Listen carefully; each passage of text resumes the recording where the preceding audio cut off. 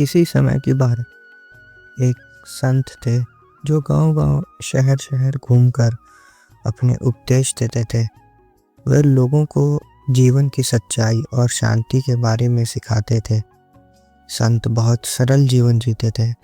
उनके पास ना कोई घर था, ना कोई आश्रम। वह जहाँ रात होती वहीं रुक जाते। अक्सर वह सोचते, काश मेरे पास एक छोटा सा आश्रम होता तो मैं यहाँ वहाँ भटकने की बजाय एक जगह टिककर अपने ज्ञान को बांट सकता था।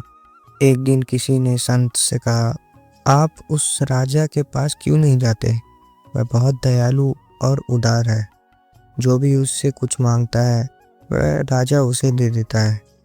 संत ने राजा की दानशीलता की कई कहानियां सुन रखी थी। उन्होंने सोचा शायद वह मुझे एक छोटा सा टुकड़ा जमीन दे देंगे जहां मैं अपना आश्रम बना सकूं। ये सोचकर संत ने राजा के महल जाने का फैसला किया।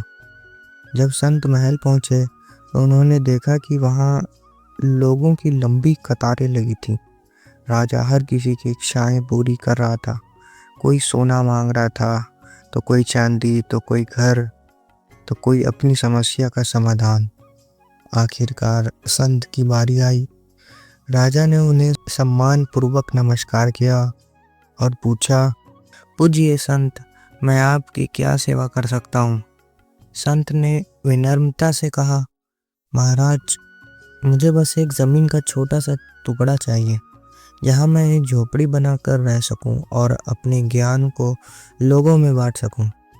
राजा मुस्कुराए और बोले, संत जी, आप जितनी ज़मीन चाहिए ले सकते हैं, लेकिन मैं इसे थोड़ा अनोखा बनाना चाहता हूँ। आप किसी भी दिशा में चल सकते हैं। जहाँ तक आप चलेंगे वह सारी ज़मीन आपकी होगी।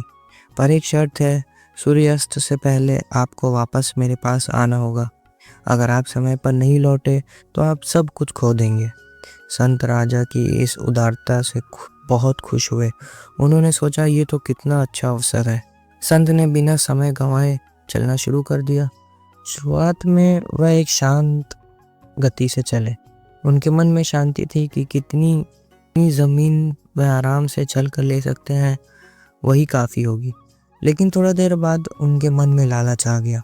उन्होंने सोचा, अगर मैं थोड़ा तेज़ चलूं तो और ज़मीन मिल जाएगी। ये सोचकर वह तेज़ चलने लगे। धीरे धीरे उनकी चाल दौड़ में बदल गई। चलते चलते उन्हें एक सुंदर झील दिखाई दी। उन्होंने सोचा, ये झील मेरे आश्रम का हिस्सा होना चाहिए। इसलिए वह झील के चारों ओर दौड़ने लगे। वह जंगलों, पहाड़ियों और खेतों में गुजरते गए। राजा ने उनकी सुरक्षा के लिए 2 घुड़सवार भेजे जो उन्हें पानी देने और उनकी हालत देखने के लिए उनके पीछे पीछे चल रहे थे।